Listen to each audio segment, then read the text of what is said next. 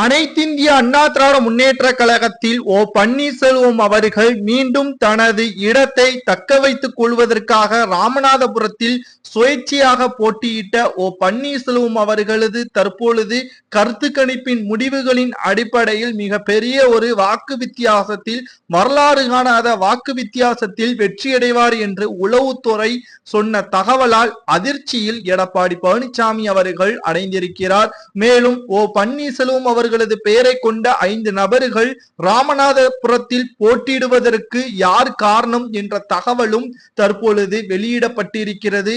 புரட்சி தலைவி ஜெயலலிதா அவர்களுக்கு அடுத்தபடியாக அதிமுகவில் பன்னீர்செல்வம் அவர்களது பெயர்தான் இடம்பெறக்கூடிய நிலையில் இருந்தது. கடைசி நேரத்தில் சூழ்ச்சியின் காரணமாக எடப்பாடி பழனிசாமி தனது முதல்வர் பதவியை ஆசையை நிறைவேற்றுவதற்காக சசிகலா அவர்களிடம் பேசி எடப்பாடி பழனிசாமி முதல்வராகவும் பதவியேற்றார். அதற்கு பிறகு ஒற்றை தலைமை அதிமுகவில் பூகம்பமாக வெடித்தது. சிறைக்கு செல்லக்கூடிய சூழ்நிலை சசிகலாவிற்கு ஏற்பட்டவுடன் அதிமுகவை தன் வசப்படுத்தினார் எடப்பாடி பழனிசாமி அவர்கள்.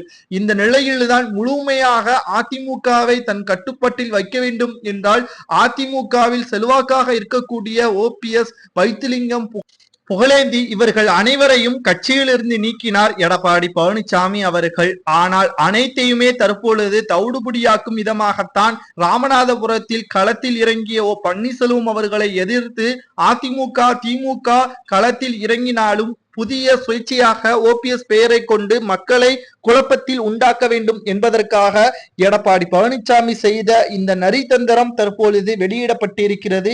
5 நபர்களும் அதிமுகவின் பொதுச் செயலாளர் எடப்பாடி பழனிசாமி தான் எங்களுக்கு பணத்தை கொடுத்து எங்களை வேட்பாளராக அறிவிக்கப்பட்டது என்று வாக்குமூலமும் தற்பொழுது கொடுக்கப்பட்டிருக்கிறது.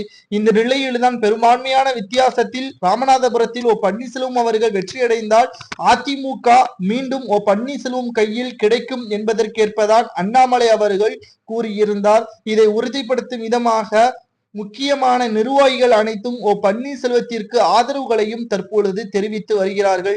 ஒரே கல்லில் 2 மாங்காய் என்பதற்கேற்பதான் தற்பொழுது எடப்பாடி பழனிசாமி அவர்கள் வெளியேறப்படுகிறார், அதிமுகவை மீண்டும் OPS கைப்பற்றப்படுகிறார் என்ற தகவல் அதிமுகவின் தொண்டர்களுக்கு மகிழ்ச்சியை ஏற்படுத்தி இருக்கிறது. பொறுமையாக இருந்து பார்க்கலாம். அதிமுகவின் அடுத்த தலைமை OPS என்று உறுதியாகிவிட்டால் 2026 சட்டமன்ற தேர்தலில் அதிமுக பாஜக மிக கூட்டணியை வைக்குமா என்பதை நாம் பொறுத்திருந்து பார்க்கலாம். இதை பற்றி உங்களது கருத்துக்களை கமெண்ட் வாயிலாக மறக்காமல் கூறுங்கள். நன்றி, வணக்கம்.